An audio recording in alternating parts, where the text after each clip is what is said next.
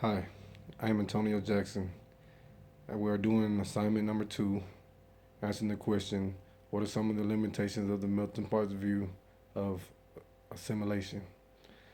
Assimilation is of where formerly distinct or separate groups come to share the common culture and merge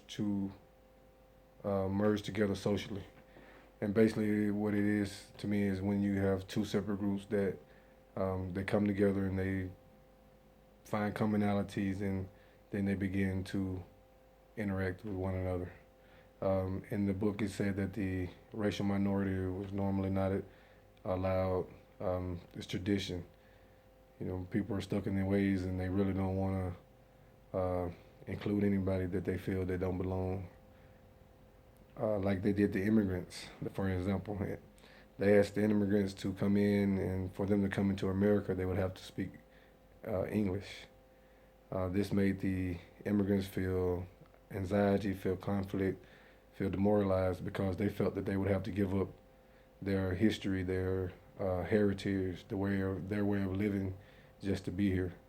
And the Anglo Americans did such just to instill in their heads that they were inferior to the Americans, and that was the beginning of them um, for the inequality issues, the inequality issues.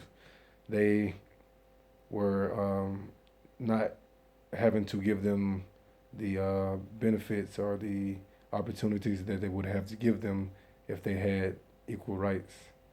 Um, and it talks about assimilation. It came to two sociologists that were in the book also. It was Robert Park, and what his idea was that um, groups would meet in conflict, and then it would work its way into assimilation. Because he felt that once everything got to rolling, that they would not judge you by your ethnic race, your ethnicity or your race. They would judge you by your abilities and talents. And the second one was um, Gordon Milton, and he had three types of assimilation, and one was cultural, and he said that the groups would come in and they would find out the um, American ideology, and then they would slowly evolve into doing things as we do.